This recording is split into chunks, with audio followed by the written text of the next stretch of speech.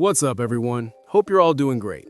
Today we're jumping into a crazy moment at a British award show where someone in the audience dropped a shockingly offensive comment while Michael B. Jordan and Delroy Lindo were on stage presenting.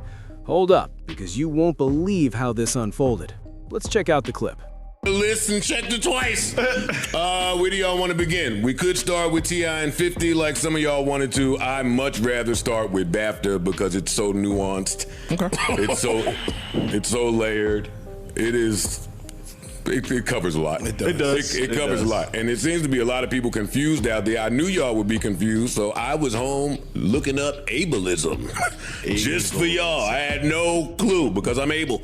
You have to tell me. I'm not familiar. Because you're able. That's probably true. Able privilege? Yeah, it's yeah. It's another box to check. Enlighten us. Y'all don't know neither what ableism is? No. Oh yeah, this is why I'm gonna keep it a buck with BAFTA. I don't know what a lot of them mean. A lot of isms. I just feel like people throw them around and use them wrong. Channel Live. That is the only ism I know. But go ahead.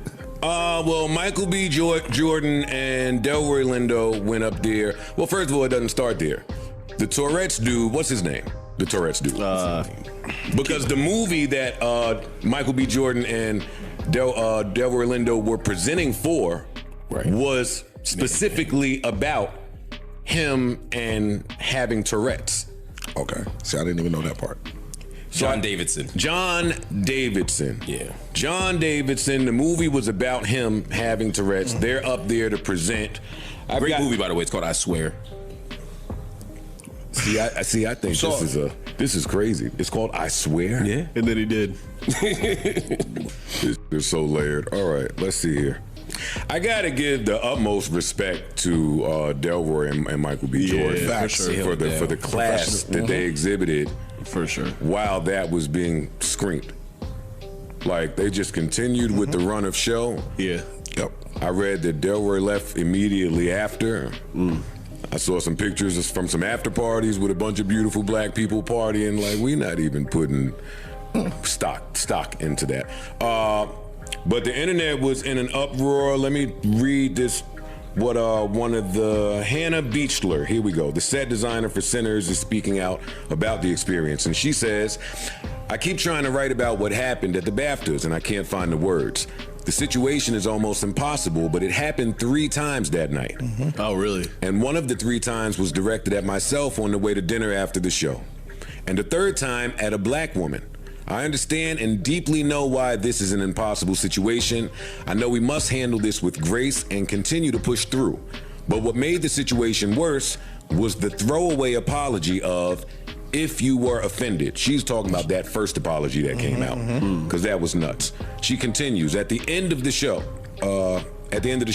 of course we were offended, but our frequency, our spiritual vibration is turned to a higher level than what happened. I am not steel. This did not bounce off of me, but I exist above it.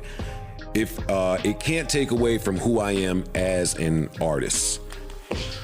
And the black community, or at least the black people I saw on the internet, were in a total uproar about this. They said that the guy is racist. It doesn't matter if he has Tourette's, because to say it, it has to be in your head already.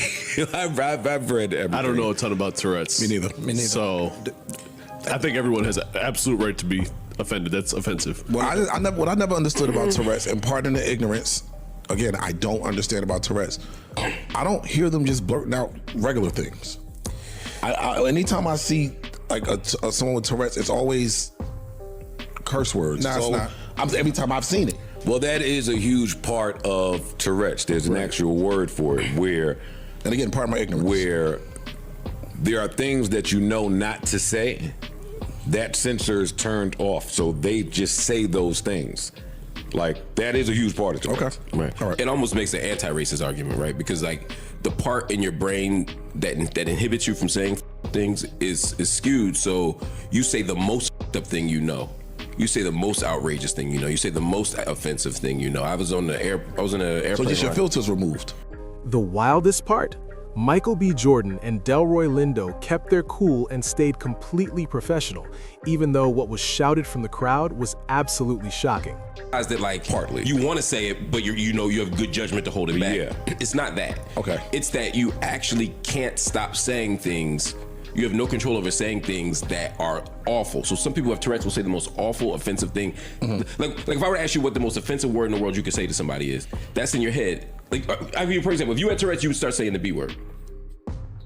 As an example, right? Got it. I get it. You don't want to use it. You actually have a commitment to not using Right. it. So if you had Tourette's, you would start using it in this example because that's the worst thing you could say to somebody. Got it. Okay. Yeah. Thank you. Okay.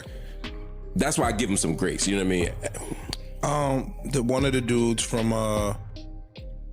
BAFTA quit.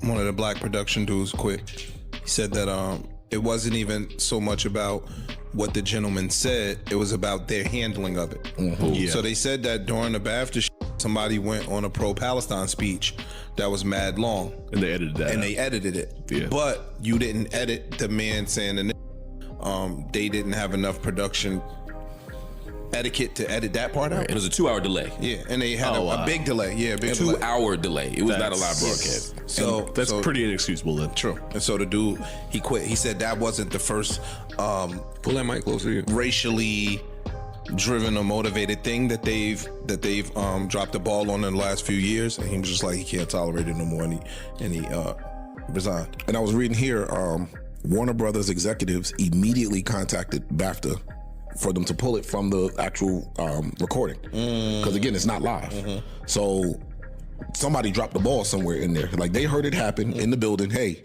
make sure that that's bleeped out when this goes out on air. And it still went out on air. I don't know if that would be dropping the ball. Like that's your job, Right. As the person's in charge of censoring, like that's like the reddest of flag. Like, oh, stop everything, mark this down, take this out. Like, I mean, if you look at it that way, or because then the other side says, "Oh, this is a trifecta. If I hit it, I could have screamed at two black people. prestigious black people while they're on stage. I could highlight Tourette's, which is what I want to do in this moment, and most the other one I forgot it.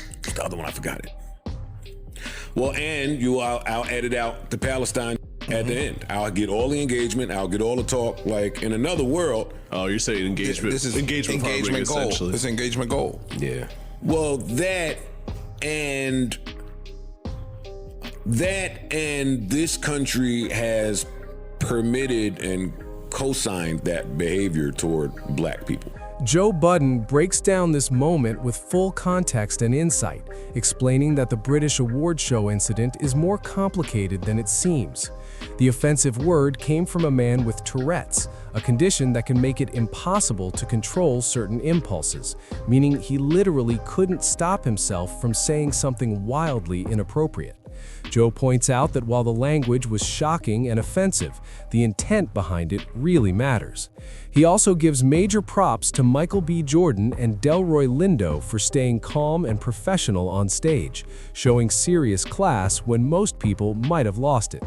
To make things even more frustrating, the award show aired on a 2-hour delay, which should have given the production team time to edit out the offensive moment. Thanks for watching, and make sure you subscribe for more breakdowns like this.